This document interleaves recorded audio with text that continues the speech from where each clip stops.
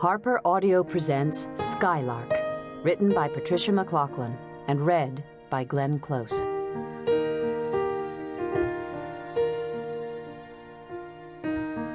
This is for Emily MacLachlan with admiration, with love.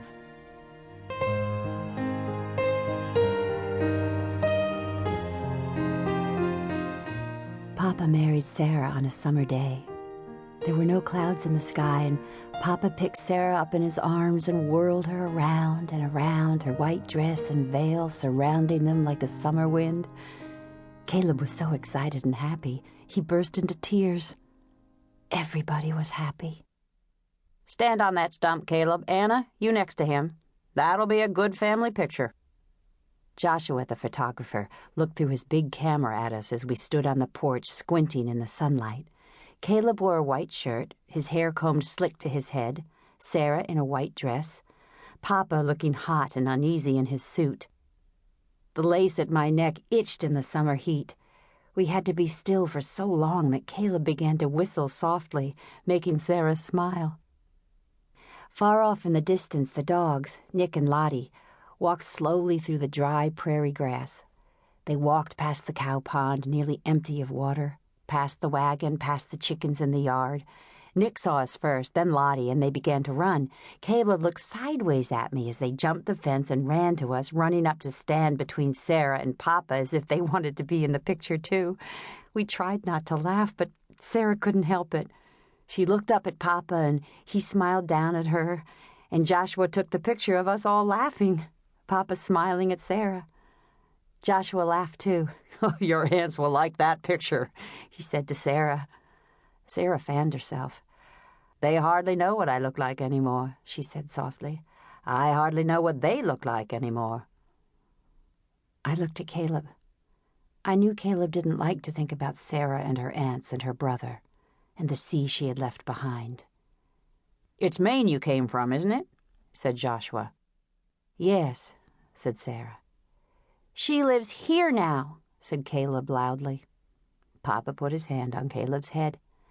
"That she does," said Joshua, smiling. He turned and looked out over the cornfield, the plants so dry they rattled in the wind. "But I bet Maine is green," Joshua said in a low voice.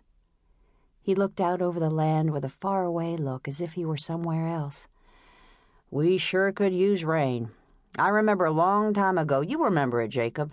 The water dried up, the fields so dry that the leaves fell like dust, and then the winds came. My grandfather packed up his family and left." "Did he come back?" asked Caleb. Joshua turned. "Nope," he said. "He never came back." Joshua packed up the last of his things and got up in his wagon. Papa looked at Sarah. "It will rain," he said. We watched the wagon go off down the road. "It will rain," Papa repeated softly. "Will you worry if it doesn't rain?" asked Caleb. "Yes, but we'll get along," said Pa. "We always get along." "Imagine having to leave," said Sarah. Papa took off his jacket. "We'd never leave here, Sarah," he said. "We were born here. Our names are written in this land." When Papa and Sarah went inside, Caleb looked at me. I knew what he was going to say, and I didn't want to hear it. "Sarah wasn't born here," he said. I picked up the pail of grain for the chickens. "I know that, Caleb," I said crossly. "Papa knows it, too." Caleb took a stick and bent down in the dirt. I watched him write S-A-R-A. He looked up at me. "I'm writing Sarah's name in the land," he said. "You can't even spell, Caleb," I said. "You can't."